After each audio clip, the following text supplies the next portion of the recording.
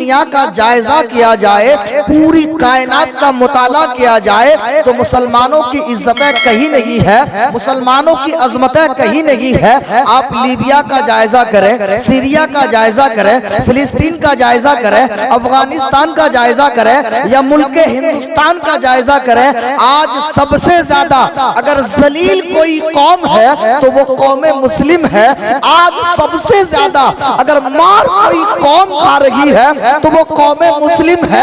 आज social media के माध्यम से आप न्यूज देखते रहते हैं कि आए दिन खबरें आती है कि मुसलमानों के मदरसों पर बुलडोजर चलाया जा रहा है, मुसलमानों की मस्जिदों पर बुलडोजर चलाया जा रहा है, मुसलमानों के नौजवानों को सलाखों के पीछे डाला जा रहा है। इस्लामिक नाम की वजह से, मॉब चेलिंग के नाम पर, इस्लामिक नाम यानी मोहम्मद अहमद नाम की वजह से सफरों में, ट्रेनों में, बसों में मुसलमान के नौजवानों को मारा और पीटा जा रहा है। रब का कुरान कहता है व अंतुमुल आलौना इन कुंतुम मोमिनीन, कि मुसलमान इज्जत वाला है, मुसलमान अजमत वाला है, मुसलमान मकाम वाला है। लेकिन ए रब्बे कायनात का कुरान, हमारी इज्जतें कहीं नहीं है, हमारी अजमतें कहीं नहीं है, हमारा मकाम कहीं नहीं है, हमारी पहचान कहीं नहीं है। इसकी वजह क्या है? इसकी वजह सिर्फ ये है कि आज हमने अल्लाह और अल्लाह के रसूल सल्लल्लाहु अलैहि वसल्लम की बताई हुई बातों पर अमल करना छोड़ दिया है। हमने तरीक़े मुस्तफा पर चलना छोड़ दिया है। अल्लामा इकबाल ने कहा था, तरीक़े मुस्तफा को छोड़ना है वजह बर्बादी, तरीक़े मुस्तफा को छोड़ना है वजह बर्बादी, इसी से कौम हुई है बेइख्तियार। सुभान अल्लाह, सुभान अल्लाह, बेशक बहुत अल्लाहु अकबर कबीरा। आज हम कलमा नबी का पढ़ते हैं लेकिन हमारा अमल नबी के तरीके के मुताबिक नहीं है।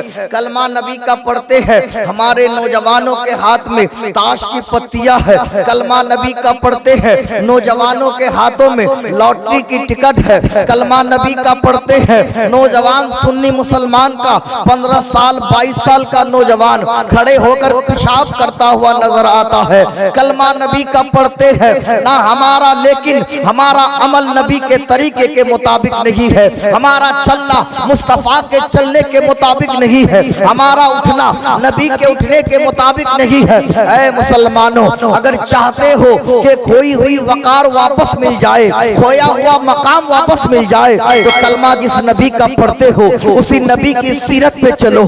कलमा जिस नबी का पढ़ते हो उस नबी के तौर तरीके को अपना लो। तारीख गवाह है, दुनिया के किसी कौम की आंखों में वो मचा लगी कि मुसलमानों की आंखों में आंखें डाल के पाया। सुभान अल्लाह, नारे तकबीर, नारे रिसालत, नारे रिसालत, मसला के आला हजरत उलमाए अहले सुन्नत, नारे तकबीर, नारे रिसालत। कि मुसलमान जब बाअमल थे, मुसलमान जब शरीयत पर अमल करते थे, उनका रौब कितना बुलंद था, उनका खौफ कितना बुलंद था। आज दुनिया तुम्हें डराती है, आज दुनिया तुम्हारी मस्जिदों पर हमले कर रही है, लेकिन अल्लाह अकबर कबीरा। दुनिया को बताओ कि मुसलमानों की तारीख कितनी बुलंद है। आओ मैं आपको मुख्तसर में बताता चलूं। इस्लाम की सबसे पहली जंग, वो जंगे अजीम, जिस जंग को जंगे बद्र कहा जाता है, 17 रमजान मुबारक को जंगे बद्र का वाकया पेश आता है। जंगे बद्र का खुलासा क्या है? एक तरफ सिर्फ 313 सहाबाए किराम, भूखे सहाबाए किराम, प्यासे सहाबाए किराम, निहत्ते सहाबाए किराम, जिनके पास ना लड़ने के लिए तलवार है, जिनके पास ना मारने के लिए नेज़े और भाले हैं, जिनके पास ना खाने को अनाज है, जिनके पास ना पीने को पानी है।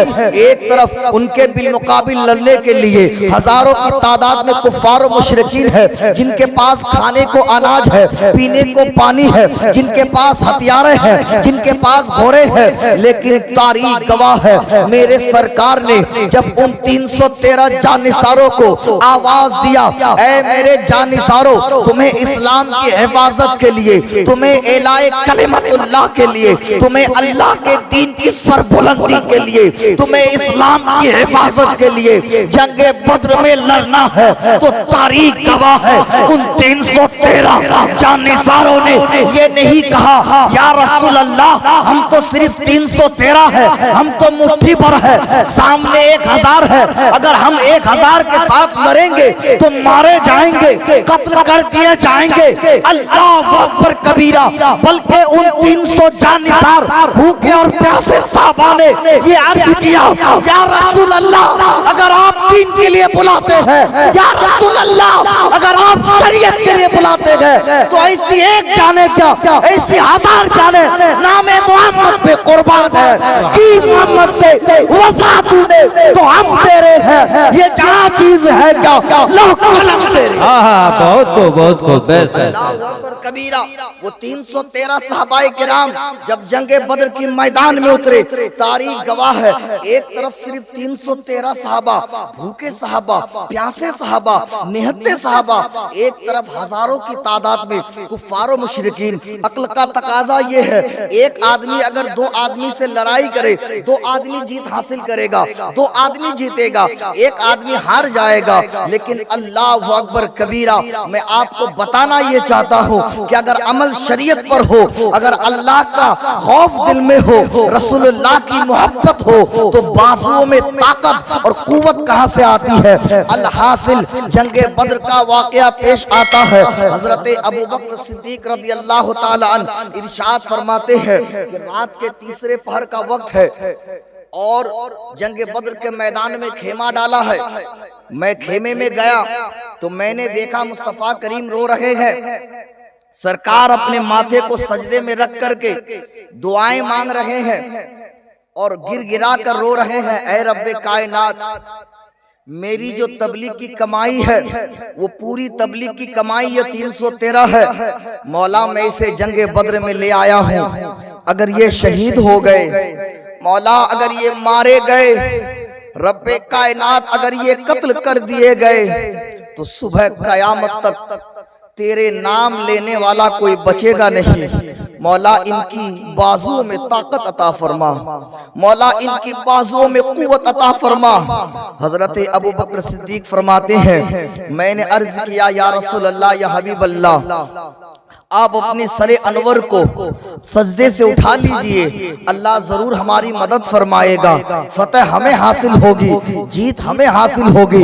अल हासिल जंगे बद्र का वो वाकया पेश आता है। तारीख गवाह है, एक तरफ सिर्फ 313 सहाबाए किराम, भूखे सहाबाए किराम, प्यासे सहाबाए किराम, निहत्ते सहाबाए किराम, लेकिन जब वो 313 सहाबाए किराम रब दिल में अल्लाह की मोहब्बत को लेकर, को जबान में कुरान की तिलावत को लेकर, पेशानी में सजदों की नूर को लेकर और ला इलाहा इल्लल्लाह की सदा बुलंद करते हुए जब वो 313 भूखे और प्यासे निहत्ते सहाबाए किराम जंगे बद्र की मैदान में उतरे, तो तारीख गवाह है उन 313 भूखे और प्यासे मुसलमानों ने हजारों की तादाद में गाजर मूली की तरह कुफ्फार और मुशरिकीन को काट करके इस्लाम का परचम बुलंद कर दिया। ला इलाहा इल्लल्लाह मुहम्मदुर रसूलुल्लाह। वो 313 थे तो लड़का था जमाना, आज हम हजारों की तादाद में करते हैं। ये मुसलमानों की तारीख है। क्या वजह है? क्या आप हजारों की तादाद में, आपकी गिनती नहीं, मैं बहुत ही तेजी के साथ आपको बताऊं, किसी भी कौम की तरक्की के लिए 3 चीजों का होना बहुत जरूरी। एक, या तो वो कौम मुत्तहिद हो जाए, एक प्लेटफॉर्म पर आ जाए, दूसरी उस कौम में एजुकेटेड पढ़े लिखे लोग हो जाएं, तीसरी ये है वो कौम सियासी एतबार से बाशऊर हो जाए। पहला स्टेप कि अगर मुसलमान तरक्की चाहता है, मुसलमान अगर कामयाब होना चाहता है, तो उसके लिए जरूरी है कि वो सिर्फ ये अपने ज़हनो फिक्र से निकाल दे कि सिर्फ हम ईद और बकरीद पढ़ लेंगे तो हम मुसलमान नहीं। ईद और बकरीद फर्ज नहीं है। कयामत के दिन आपसे जो सवाल होगा, रोजे महशर के जागुजी बुद अव्वले पुरशिश नमाज बुद, पहला सवाल महशर के मैदान में आपसे 5 वक्त के नमाज का होगा। तो कामयाबी की पहली सीढ़ी ये है कि शरीयत पर आप अमल पैरा हो जाए, पहली सीढ़ी। दूसरी कि आप एजुकेटेड हो जाएं। आइए मैं आपको तेजी से बताऊं, अल्लाह कुरान पाक में इरशाद फरमाता है, या अय्युहल्लज़ीना आमनु दुखुलू फिस्सलम काफ़ा, सूरह बकरा आयत नंबर 108 रुकू नंबर 2, ऐ मोमिनो इस्लाम में मुकम्मल तौर से दाखिल हो जाओ। मोमिन को कहा जा रहा है कि मुकम्मल तौर से इस्लाम में दाखिल हो जाओ। क्या मतलब? आप एक सिस्टम समझिए। टोपी कहाँ पहनते हैं? सर पे। टोपी कहाँ पहनते हैं? सर पे। और जूता कहाँ पहनते हैं? पैर पे। अगर जूता सर पे पहना जाए और टोपी पैर पे, उल्टा होगा कि नहीं? उल्टा होगा ना। आदमी समझेगा तरक्की पे नहीं है। इसी तरह सिर्फ ईद और बकरीद की नमाज पढ़ के मुसलमानों के घर पैदा हो करके आप अगर अपने आप को मुसलमान कहते हैं तो ये आपकी खाम ख्याली है, बल्कि मुसलमानों जैसा अमल जरूरी है। नबी के दीन पर अमल करना बहुत जरूरी। आज हमारे यहाँ, मैं नुक्ते पर, चंद नुक्तों पर बात करके निकल जाऊं आगे। पूरे बंगाल का आप सर्वे कीजिए, सबसे ज्यादा बेहयाई, बेपर्दगी, उरियानियत, फहाशियत का अगर उरूज है तो वो बंगाल में है। सबसे ज्यादा बेपर्दगी। और बेपर्दगी का आलम क्या है? मिशकात शरीफ की हदीस से पाक है, अल्लाह के रसूल सल्लल्लाहु अलैहि वसल्लम ने इरशाद फरमाया, और हदीस सनद और मतन के एतबार से हसन ले जाते ही है। अल्हम्दुलिल्लाह मैंने 3 साल मुस्लिम शरीफ पढ़ाया। हदीस सनद और मतन दोनों एतबार से हदीस ले जाते ही, हदीस हसन ले जाते ही। अल्लाह के हबीब ने इरशाद फरमाया, अय्युमा इमरातिन मातत ज़ौजुहा अन्हा रादिन फदखलतिल जन्ना, जब कोई औरत इंतकाल कर जाए, मर जाए, और इस हाल में कि उसका शौहर उससे राजी हो, वो औरत जन्नत में दाखिल हो जाती है। कहिए सुभान अल्लाह। लेकिन वो औरत कौन औरत? औरत आज हजरत बड़ी तवज्जो के साथ, आज हमारे यहाँ कुछ पढ़े लिखे मॉडर्न मगरिबी तहजीब के ख्याल वाले समझते हैं, ये जो 15, 16 साल, 18 साल की बच्चियां हैं, ये समझती है कि इस्लाम हमें रोकती है, इस्लाम हमें कैद कर देती है। नहीं, अरब की तारीख उठा के देखो, माँ और बेटियों की कोई इज्जत नहीं थी, तुम्हारी कोई गिनती नहीं थी। आज जो तुम्हारे सरों पे दुपट्टा है, तुम माँ, बेटी और बहन कहलाती हो। ये मेरे मदीने वाले मुस्तफा का एहसान, ये सरकार का एहसान है।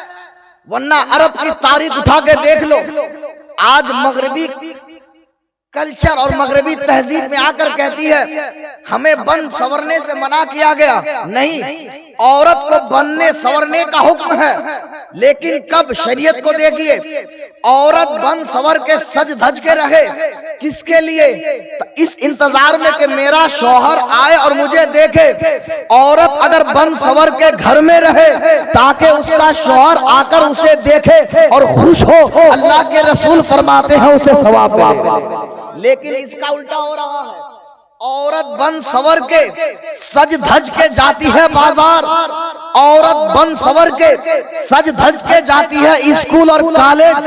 ऐसी औरतें, मिशकात की हदीस से पाक है, अल्लाह के रसूल सल्लल्लाहु अलैहि वसल्लम ने इरशाद फरमाया, जलसे सुनते बहुत है लेकिन पैगाम ले जाइए, चंद जरूरी दर्द दिल सुन के जाइए।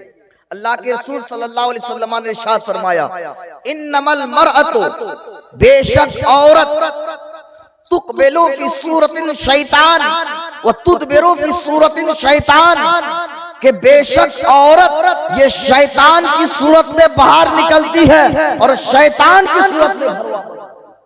कौन औरत, कौन माँ और बेटी जिनको शैतान कहा गया? ये वो पर्दा नशीन माँ और बहनें हैं जो बगैर दुपट्टे के, बगैर हिजाब के बाहर निकलती है। अल्लाह के रसूल फरमाते हैं वो औरत जो बगैर हिजाब के मार्केट, बाजार और ससुराल जाती है वो शैतान के तरीके पर है, उस पर लानत है, लानत है, लानत। इसलिए मेरी पर्दा नशीन माँ और बहनें, सुनो और पैगाम ले जाओ कि अगर घर से बाहर कदम रखना है तो कनीज़े फातिमा बनकर नबी की बेटी की तरीके पर।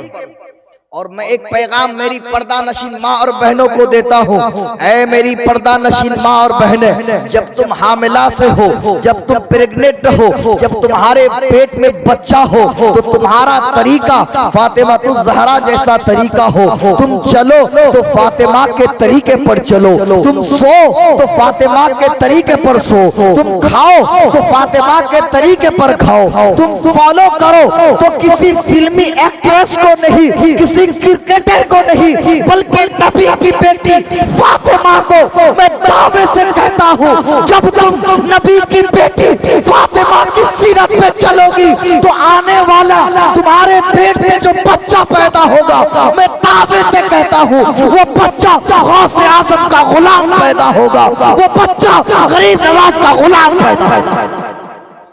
शर्त ये है कि कनीज़े फातिमा की सीरत पे चलो। और बड़ी तेजी के साथ मैं आपको बताता चलूं, आज इसी तरह जहेज का डिमांड बहुत ज्यादा होने लगा। जिस तरह दुरूद पाक पढ़ लीजिए, अल्लाहुम्मा सल्ली अला सय्यिदिना शफीना मौलाना मुहम्मदिन बारिक वसल्लिम सल्लल्लाहु अलैहि सलातो व सलाम अलैका रसूलुल्लाह। हो गया क्या? अच्छा, सय्यिदना मौलाना मुहम्मद अल्लाहुम्मा सल्ली अला सय्यिदना मौलाना मुहम्मद व अला आलि सय्यिदना मौलाना मुहम्मद। बहुत अफसोस के साथ हजरत, कलियाचक खालतीपुर में 4 साल से पढ़ाता हूँ, एक चीज मैंने महसूस किया। अल्हम्दुलिल्लाह कलियाचक इधर इस एरिया में मुसलमानों को अल्लाह ने मालो दौलत से नवाजा।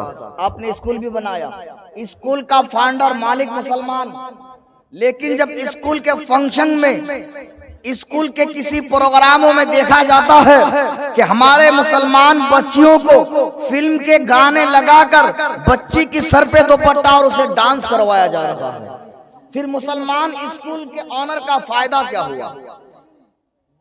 ये कहां से फैशन बना लिया आपने? आओ मैं आपको नबी की सीरत बताऊं, आओ मैं आपको मुस्तफा का दर्स बताऊं। हजरत सालबा रज़ियल्लाहु ताला अन्हु 16 साल के नौजवान सहाबी, पर्दे का ये वाक़या आपके ज़हन नशी कर दूं। हजरत सालबा रज़ियल्लाहु ताला अन्हु 16 साल का बच्चा मुस्तफ़ा के बारगाह का खादिम, नबी के बारगाह का खादिम, मुस्तफ़ा करीम सल्लल्लाहु अलैहि वसल्लम को जब किसी को कोई पैगाम भेजना होता, हजरत सालबा को भेजते। किसी से कोई फरमान जारी करना होता, हजरत सालबा को भेजते। एक दिन किसी काम से मेरे सरकार ने हजरत सालबा रज़ियल्लाहु ताला अन्हु को किसी काम से दूर भेजा, कोई पैगाम लेकर भेजा, तो हजरत सालबा रज़ियल्लाहु ताला अन्हु वापस नहीं आए। पूरा दिन गुजर गया, रात का वक्त आ गया, लेकिन हजरत सालबा रज़ियल्लाहु ताला अन्हु वापस नहीं आए। तो मेरे सरकार ने अजिल्ला साहबाए किराम को लगाया कि ऐ मेरे जानिसार साहबा, जाओ तलाश करो। मैंने सालबा को आधे दिन के काम में भेजा था, अभी तक सालबा वापस नहीं आया, जाओ जाओ तलाश करो। सालबा रज़ियल्लाहु ताला अन्हु कहाँ रह गए? साहबाए किराम तलाश करने लगे, मार्केटों में लगे, चौकों में गए, बाजारों में गए, बयाबानों में गए। एक दिन 2 दिन इसी तरह चंद दिन निकल गए, हजरत सालबा रज़ियल्लाहु ताला अन्हु नहीं मिल रहे हैं। वो तलाश करते करते एक दिन हजरत उमर फारूक रज़ियल्लाहु ताला अन्हु एक जंगल में पहुंच गए। जंगल में देखा कि एक चरवाहा बकरियां चरा रहा है। उस चरवाहे से हजरत हजरत उमर फारूक रज़ी अल्लाह ताला अन्हु ने पूछा, ऐ चरवाहा बताओ, एक 16 साल का बच्चा, इस तरह उसकी कद्दो कामत है, ऐसी सूरत है, इस तरह हुस्न जमाल का मालिक है, हमारे मक्के से एक 16 साल का बच्चा गुम हो गया है, क्या तुमने ऐसी कद्दो कामत वाली एक 16 साल के बच्चे को देखा? उस चरवाहा ने जवाब दिया, सुनो सुनो, तुम जो डिस्क्रिप्शन बता रहे हो, तुम जो हैयत और सूरत और कैफियत बता रहे हो, मुझे नहीं पता वो बच्चा कौन है, लेकिन हाँ हाँ, आज चंद दिनों से, आज 5-6 रोज से मैं देख रहा हूँ कि पहाड़ की चोटी पर, पहाड़ की बुलंदी में चढ़ के एक नौजवान बच्चा जिसकी उम्र लगभग 15 साल होगी, बहुत दर्द भरी आवाज से माथे को सजदे में रखकर अल्लाह की बारगाह में तौबा करता है,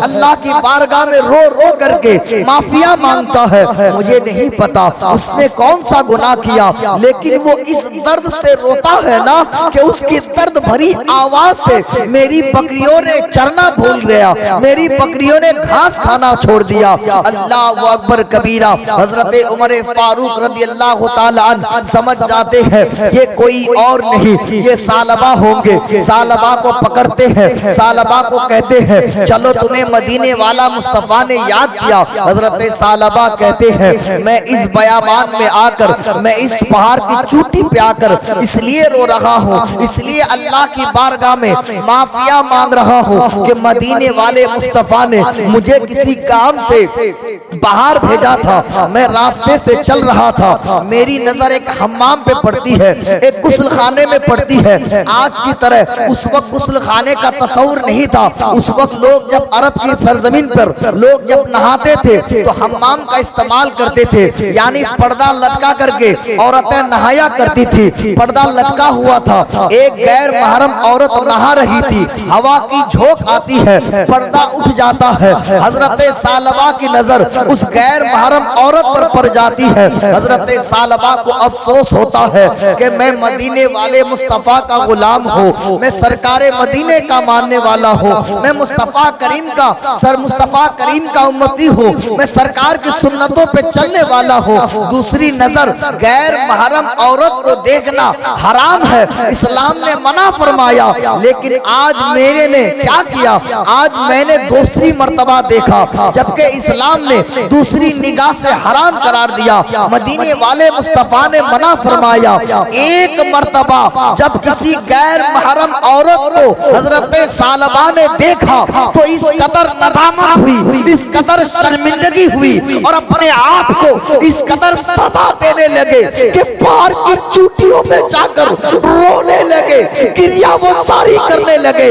मैं पूछता हूँ अपनी कौम के उन नौजवानों से, ऐ नौजवानों, जो लोग, जो नौजवान सज धज करके मार्केटों में, पार्कों में, बाजारों में, कॉलेजों में, स्कूलों में सिर्फ इसलिए जाते हैं कि दूसरे की माँ बेटी को झांके, दूसरे की बहनों को देखे, दूसरे की बहुओं को देखे, वो नौजवान इस हदीस से पाक से, इस वाकया से सबक ले, इस वाकया से इबरत हासिल करे कि हजरत सालबा रज़ी अल्लाह ताला अन्हु भी नबी के गुलाम, हम भी उस नबी के गुलाम, वो भी मोहम्मद अरबी के मानने वाले, हम भी मोहम्मद अरबी के मानने वाले, लेकिन उनकी नजर एक मर्तबा सिर्फ गलती से एक गैर महरम औरत पर पड़ गई तो उन्होंने खाना पीना छोड़ दिया, अल्लाह से माफिया मांगने लगे। लेकिन आज हमारे समाज में देखिए, पता नहीं ये जिन चीजों का इस्लाम में कोई तसव्वुर नहीं है, ऐसी बेहयाई, फहाशी और उरियानियत आम हो गई है। आज नौजवान बच्चियां कहती है, मौलाना साहब क्या कहते हैं आप, मैं उस लड़के से प्यार करता हूँ, प्यार। लड़का कहता है हजरत मैं उससे प्यार करता हूँ।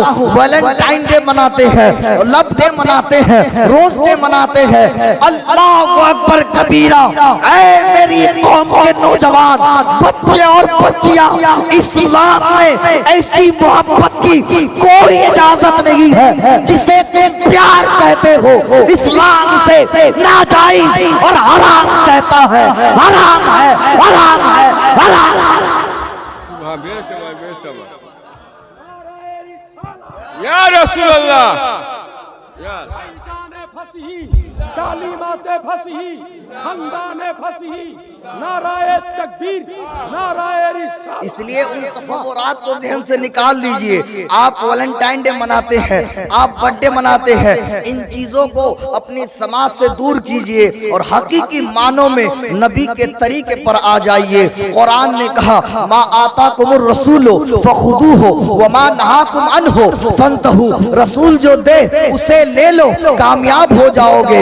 नबी जिससे मना करे उससे दूर हो जाओ, कामयाब हो जाओगे। अल्लाह अकबर कबीरा। हमारे बंगाल में एक ट्रेन चलने लगा है, बड़ी बड़ी बसों में देखता हूँ लिखा रहता है ये बस अजमेर ले जाएगी, ये बस बगदाद ले जाएगी। अल्लाह अकबर कबीरा। उन बसों में अजमेर जाने वाले, बगदाद जाने वाले से मैं पूछता हूँ तुम अजमेर जाकर 5000 का चादर चढ़ा दो, तुम बगदाद जाकर 10,000 का चादर चढ़ा दो, एक बार नहीं 5 बार अजमेर चले जाओ। अगर तुम्हारे घर में बूढ़े माँ बाप है और बूढ़े माँ बाप को तुम्हारी जरूरत है, अगर तुम्हारे घर में बूढ़े बाप है उनको दवाई की जरूरत है, तेरी बूढ़ी माँ है जिनकी सारी फट रही है, तू उन बूढ़े माँ बाप को छोड़कर अजमेर जाकर के चादर चढ़ाते हो तो तुम्हारा चादर कामयाब नहीं है। इसलिए कि गरीब नवाज का मिशन ये नहीं कि पूरे माँ बाप को छोड़कर अजमेर आकर के चादर चढ़ाओ,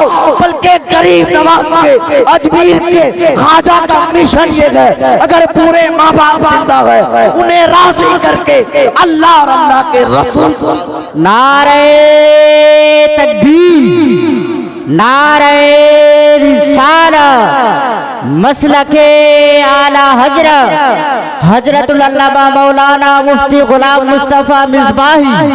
नारे तकबीर, नारे रिसालत। रसूल सल्लल्लाहु अलैहि वसल्लम ने इरशाद फरमाया, मुस्लिम शरीफ की हदीस से पाक है, हदीस सनद और मतन दोनों एतबार से हसन ले जाते ही है। अल्लाह के रसूल ने फरमाया रज़ा और रब्बी फिर रज़ाइल वालिदे, सख्त और रब्बी फिर सख्तिल वालिदे। यानी अगर तुम्हारे माँ बाप तुमसे राजी है तो अल्लाह भी राजी है। अगर आपके माँ बाप अल्लाह से राजी नहीं है तो कोई भी पीर साहब, कोई भी मुफ्ती साहब आपको जन्नत नहीं ले जा सकता। इसलिए कि मेरे कौम की गयूर नौजवानों, अगर तुम किसी और के पैर मत दबाओ, अगर जन्नत में जाना चाहते हो अपने पूरे माँ बाप का कदम दबाओ, अपनी माँ की खिदमत करो, तेरा जन्नत तेरे माँ के कदमों के नीचे।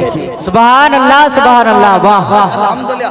आज फैशन बना हुआ है, न जाने हमारी समाज में कौन कौन सी बुराइयां नहीं, आज एक ट्रेंड चला हुआ है। अल्लाह अकबर कबीरा। मैं पूरी जिम्मेदारी से और पूरे दावे से कहता हूँ, अहले स्टेज से तवज्जो का तालिब हूँ, हजरात मोहतरम, जिस तरह मजार के सामने चादर फैलाकर, तवज्जो का तालिब, जिस तरह मजार के सामने चादर फैलाकर जुमेरात को मांगना भीख है, जिस तरह मस्जिद से बाहर चादर फैलाकर मांगना भीख है, जिस तरह मजारों के सामने चादर फैलाकर मांगना भीख और बस स्टेशन, रेलवे स्टेशन पर मांगना भीख है, इसी तरह गरीब बाप की बेटी से जहेज मांगना भी भीख है।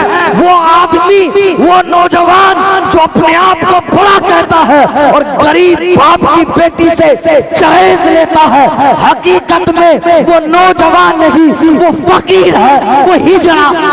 जेबा नारे तकबीर, नारे रिसालत, जश्ने दस्तारे किरात। वाकई में अगर दम है और गुलामे इमामे हुसैन हो तो फातिमा के तरीके पर निकाह करो। फिर कहूंगा नौजवान तुम्हें, नबी की बेटी हजरत फातिमा की निकाह को फॉलो करो। और आज न जाने हम कहां चले गए। बताता चलो, हदीस पाक में अल्लाह के रसूल ने इरशाद फरमाया, खैरुकुम मन तअल्लमल कुरान व अल्लमहु। कि मोमिनों में सबसे बेहतर मोमिन वो है जो कुरान की तालीम दे, कुरान सीखे और सिखाए।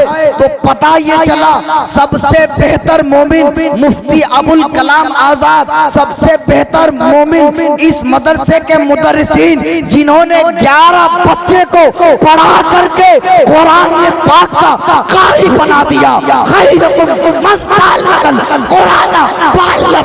सुभान अल्लाह, सुभान अल्लाह, वाह वाह, सुभान अल्लाह।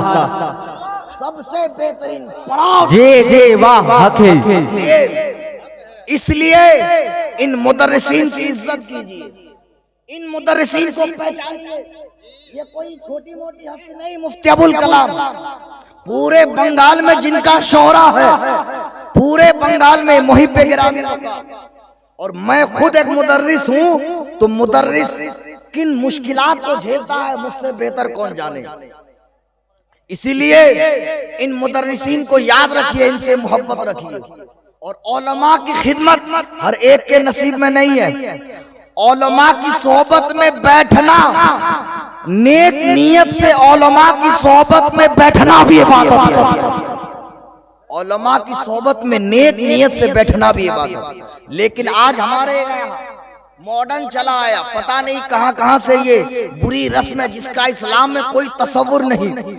आज हमारे यहाँ का मामला क्या है कि कुरान करीम हमारे घरों में तख्त में रखा है, तो न जाने कितने दिनों से कुरान तख्त पे रखा हुआ है, कुरान पे धूल पड़ गया, कभी तौफीक नहीं हुई कि कुरान उठाकर हम तिलावत करें। हाँ हाँ, कुरान पढ़ा जाएगा कब? जब अब्बा का इंतकाल होगा, अब्बा की मैयत पर ईसाले सवाब के लिए कुरान पढ़ा जाएगा। कुरान पढ़ेंगे कब? जब नानी का इंतकाल होगा। कुरान पढ़ा जाएगा कब? जब अम्मी का इंतकाल होगा। अब्बा के 40वां में, अब्बा के 10वां में, अम्मी की बरसी में कुरान पढ़ा जाएगा। अल्लाह अकबर कबीरा। पूछ मुफ्ती अबुल कलाम आजाद साहब से, कुरान सिर्फ ईसाले सवाब के लिए नहीं दिया गया, कुरान तुम्हें इसलिए दिया गया ताकि कुरान की मानी व तफासिर को पढ़ के, कुरान समझ के तुम हिदायत हासिल करो। कुरान सिर्फ ईसाले सवाब की किताब नहीं, कुरान असल में हिदायत की किताब, कुरान असल में हिदायत की किताब। इसलिए कुरान के डेफिनेशन को समझो, कुरान के मफहूम को समझो। कुरान, अल्लाह के रसूल ने फरमाया, खैरुकुम मन तअल्लमल कुरान व अल्लमहु। बेहतरीन मोमिन वही है जो कुरान सीखे और सिखाए। इसलिए जल्द से आप बहुत सुनते हैं और पता नहीं, हजरत परसों के साथ आए दिन एक से एक जीवनी वक्ता लॉन्च हो रहे हैं। उर्दू पढ़ना नहीं आता और एक वाकया को आपको पूरी रात सुनाता है। और गौसे आजम ने मुर्दा जिंदा किया, मुर्दा जिंदा किया, यही सुना सुना के आपको गाफिल बना दिया और फिक्र आखिरत आप भूल गए। मैं उस जीवनी वक्ता को चैलेंज करता हूं, तुमने सिर्फ गौसे आजम की तारीख यही पढ़ा कि गौसे आजम ने मुर्दा जिंदा किया? पूछ उस फकीर से, इमामुल हदीस बिल हिंद, खातिमुल मुहद्दिसीन, अल्लामा आशाह शेख मुहक्किक मुहद्दिस दहलवी ने किताब लिखा, अखबारुल अखयार। उन्होंने लिखा जिस गौसे आजम ने मुर्दे को जिंदा किया, ये जहां सुनाते हो वही मैं उनको चैलेंज करता हूं, अपनी कौम को, अपनी आवाम को ये भी सुनाओ कि उसी गौसे आजम ने 40 साल तक इशा की वजू से फजर की नमाज अदा की। सुभान अल्लाह, सुभान अल्लाह, वाह वाह। इशा की वजू से फजर की नमाज अदा की। ये पैगाम आप क्यों नहीं सुने?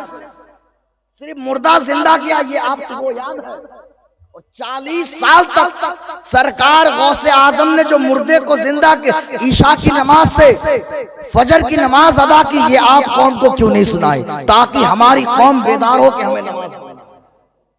वो गौसे आजम, आप कहेंगे गौसे आजम के हम गुलाम हैं, गौसे आजम के बहुत मानने वाले हैं। मैं कहता हूं नहीं, गौसे आजम के सबसे बड़े चहीते और गौसे आजम के सबसे बड़े आशिक मुफ्ती अबुल कलाम आजाद। गौसे आजम के सबसे बड़े आशिक ये उलमाए किराम। आप कहेंगे दलील, बगैर दलील के तो मेरी आदत ही नहीं है बात करने की। सरकार गौसे आजम रज़ी अल्लाह ताला अन्हु ने और फिक़े हनफी के मोतबर किताब अखबारुल अखयार, मिरतुल असरार, इन जीवनी वक्ताओं ने इन किताबों की शक्ल भी नहीं देखा होगा। अल बिदाया, अन निकाया, अल विकाया, अल हिदाया, अल इनाया, दुर्रे मुख्तार, रद्दुल मुतार, जद्दुल मुमतार, शामी, हिदाया, हिंदिया, रस्मुल मुफ्ती, ऐसी ऐसी किताब है जिनकी शक्ल और सूरत भी नहीं। और इन किताबों की शक्ल और सूरत अगर देखा है तो इन उलमा ने जो दरसगाह में बैठ के पढ़ाते हैं, क्योंकि इन्हें जरूरत पेश आती है। और गौसे आजम के गुलाम क्यों? इसलिए कि सरकार गौसे आजम ने 33 सालों तक दरसगाह में बैठकर कुरान की तालीम को आम किया, हदीस की तालीम को आम किया। तो पता ये चला वो मौलवी जो दरसगाह में बैठकर हदीस का दर्स देता है, हकीकी मानों में वही सच्चा आशिक गौसे आजम। सुभान अल्लाह, सुभान अल्लाह, वाह वाह वाह। अल्लाहु अकबर कबीरा। एक बार पाक पढ़िए, अल्लाहुम्मा सल्ले अला सय्यदना मौलाना मुहम्मद वाला रे सय्यदना मौलाना मोहम्मद सल्लल्लाहु ताला अलैहि वसल्लम। अब मैं अपनी बात को खत्म करूं इसलिए कि पीर साहब चले जाएंगे और जलसा ज्यादा लंबा नहीं खींचना है। बस एक बात आपसे अर्ज करके अपनी बात खत्म कर दूं। महमूद गजनवी जो बहुत अच्छा बादशाह था, तकवा शिआर, मुत्तकी, परहेजगार, लेकिन मौजूदा हुकूमत ने उनको विलन पेश कर दिया, इसलिए महमूद गजनवी का लोग नाम नहीं लेते। हज़रत ये आखिरी बात अहले स्टेज के तवज्जो का तालिब, उसके बाद फिर मैं रुखसत। महमूद गजनवी रहमतुल्लाह अलैह को एक शक हमेशा उनको परेशान करता था। वो शक, वो शुबा, वो तरद्दुद क्या था कि ये उलमाए किराम, ये मौलवी जो टूटी फूटी चटाई में बैठकर 8,000 10,000 में पढ़ाते हैं, ये हकीकत में अंबिया के वारिस कैसे हो सकते हैं? अल उलमाओ वरासतुल अंबिया, उलमा अंबिया के वारिस हैं, अंबिया नबी का वारिस, और ये टूटी फूटी चटाई में बैठने वाला मौलवी। महमूद गजनवी को ये शक रहता था। एक दिन महमूद गजनवी का गुजर एक मदरसे के करीब से होता है। उस वक्त, उस दौर की बात है, महमूद गजनवी ने देखा कि एक बच्चा मदरसे में रोशनी ना होने की वजह से एक गैर मुस्लिम के दुकान में जो चिराग जल रहा है, उस चिराग की रोशनी में बैठकर पढ़ाई हासिल कर रहा है। महमूद गजनवी को एहसास हुआ कि मैं इस मदरसे में रोशनी का इंतजाम करूंगा ताकि इन बच्चों को बाजारों में, चौकों में जाकर गैरों की दुकानों की रोशनी में पढ़ने की जरूरत ना पेश आए, अपने मदरसे में बैठ के तालीम हासिल करें। गौर से सुनिएगा, बहुत अजीम पैगाम दे रहा हूं आपको। श्री रामपुर वालों गौर से सुनना, और काबिल मुबारक बात है आप लोग, और यही पे आपका पैगाम है। फिर महमूद गजनवी रहमतुल्लाह अलैह ने अपने वजीर को बुलाया और कहा कि जाओ उस मदरसे में आज से मेरी तरफ से चिराग का इंतजाम कर दो, पूरी रात रोशनी रहे ताकि बच्चे कुरान और हदीस की तालीम हासिल कर सके। ये चिराग का इंतजाम कर दिए। वो महमूद गजनवी जिसको शक था कि उलमा अंबिया के वारिस कैसे हैं, वो महमूद गजनवी जब सिर्फ एक चिराग का इंतजाम किया मदरसे में और सो गया। रात में हजरत महमूद गजनवी ने ख्वाब देखा। इससे पहले भी महमूद गजनवी सोया, लेकिन महमूद गजनवी का किस्मत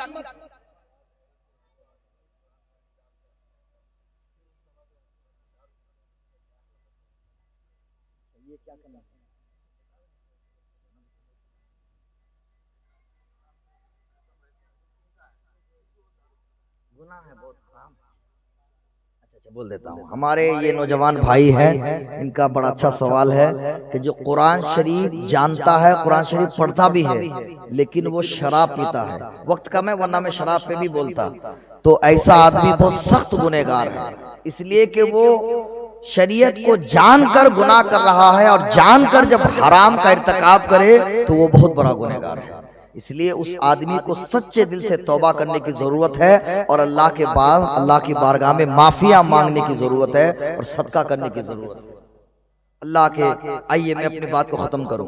वो महमूद गजनवी जिसे इस बात में तरद्दुद और शक था कि ये टूटी फूटी चटाई में बैठकर पढ़ाने वाले मौलवी ये अंबिया के वारिस कैसे, लेकिन महमूद गजनवी ने चिराग का इंतजाम किया और रात को सो गए। रात को जब सोए तो किस्मत का सितारा चमका, और क्यों ना चमके, इसलिए कि इससे पहले भी सोए लेकिन सपने में कभी मदीने वाले मुस्तफा की जियारत नसीब नहीं हुई। आज जब महमूद गजनवी ने मदरसे में चिराग का इंतजाम किया तो सपने में मदीने वाले मुस्तफा की जियारत नसीब। सुभान अल्लाह, सुभान अल्लाह। महमूद गजनवी को मेरे सरकार ने इरशाद फरमाया, ऐ महमूद गजनवी, तुमने कुरान और हदीस के दर्स हासिल करने के लिए मदरसे में रोशनी का इंतजाम किया। तू मोहम्मद अरबी के साथ कल चमकता दमकता जन्नत में जाएगा। सुभान अल्लाह। नारे तकबीर, नारे रिसालत, जश्ने दस्तारबंदी। तो मुबारकबाद के लायक है आप कि एक चिराग नहीं बल्कि पूरा एक इदारा चलाते हैं श्री रामपुर वाले। आपके गांव में अल्लाह रहमतों बरकतों का नुज़ूल फरमाए। आप में से हर एक आदमी मुबारकबाद के लायक है कि आपने एक चिराग नहीं पूरा एक इदारा चला रखे हैं और इतने मुदर्रिसीन का इंतजाम कर रखे हैं। और आपका ये देना अगर अल्लाह और अल्लाह के रसूल की बारगाह में कबूल हो गया, यकीनन इसका जज़ाए खैर आपको कल महशर के मैदान में अल्लाह ताला फरमाएगा। इसलिए जहां अपने घर का ख्याल रखते हैं, अपने बाल बच्चों का ख्याल रखते हैं, वही अपने मदरसे और मुदर्रिसीन और तलबा का भी ख्याल रखिए। और आखिरी एक बात अर्ज करके खत्म कर देता हूं। आज बड़े अफसोस के साथ कहना पड़ता है, सिर्फ मदरसा खोल के चला के और दस्तारबंदी स्टेज में दिखाइए नहीं, बल्कि मदरसों में जाके देखिए तलबा को किन चीजों की जरूरत है। वरना ऐसा है मदरसा बड़ा लेकिन 100 बच्चे 5 टॉयलेट, कहां जाएंगे बच्चे फजर में? इसलिए माकूल इंतजाम कीजिए। अब जरूरत है कि जिस तरह आपका बेटा 10,000 देकर एयर कंडीशन में अंग्रेजी और बंगाली की तालीम हासिल करता है, उसी तरह आपका बच्चा जब तालीम बने, फाजिल बने, तो माकूल इंतजाम के साथ कुरान की तालीम हासिल करे ताकि उसकी सोचो फिक्र बुलंद हो और वो किसी के सामने जी हुजूरी ना करे बल्कि सामने वाले को मदीने वाले सरकार के सामने झुका। इसलिए सोचो फिक्र बुलंद करने की जरूरत है और अपने मदरसों की तलबा का ख्याल कीजिए। इसलिए कि आखिरी बात अर्ज कर दूं, दुनिया के किसी ताजदार के सामने मत मांगिए, दुनिया के किसी मालदार के सामने मत मांगिए। अगर मांगना ही है भीख तो मदीने वाले मुस्तफा से मांगिए। जब सिद्दीक ने मदीने वाले मुस्तफा की बारगाह में मांगा तो सदाकत का बादशाह बन के चमका। जब उमर फारूक ने सरकार की बारगाह में लॉ लगाई तो अदालत का बादशाह बन के चमका। जब उस्मान गनी ने मुस्तफा की बारगाह में मांगा तो सखावत का बादशाह बन के चमका। जब मौला अली ने रसूलुल्लाह की बारगाह में लॉ लगाई तो शुजाअत का बादशाह बन के चमका। जब अब्दुल कादिर ने सरकार की बारगाह में मांगा तो गौसुल आलम बन के चमका। और जब गरीब नवाज ने मदीने वाले मुस्तफा से मांगा तो अजमीर का राजा बन के चमका। और मुझे ये आखिरी जुमला कह लेने दो, जब मौलाना फसीह रहमतुल्लाह अलैह ने रसूल पाक की बारगाह में लौ लगाई तो आजुल अरमैन कुतवतुल सालिकीन अशाह मौलाना मोहम्मद फसीह। सुभान अल्लाह। नारे तकबीर, नारे रिसालत, काशिफे राज़े हकीकत शाह मौलाना फसीह, मजहरे नूरे रसूलुल्लाह शाह मौलाना फसीह। अल्लाह तबारक व तआला की बारगाह में दुआ है कि अल्लाह हमारी इन चंद बातों को अपनी बारगाह में कबूल फरमाए। पढ़िए मेरे साथ एक बार अस्तगफिरुल्लाह, पढ़िए अस्तगफिरुल्लाह। रब्बी मिन कुल्ली ज़म्बिन व अतूबु इलैह अशहदु अन ला इलाहा इल्लल्लाहु व अशहदु अन्ना मुहम्मदन अब्दुहु व रसूलुहु सल्लल्लाहु अलैहि वसल्लम व आखिरु दावाना अनिल हम्दुलिल्लाहि रब्बिल आलमीन। अस्सलामु अलैकुम व रहमतुल्लाह।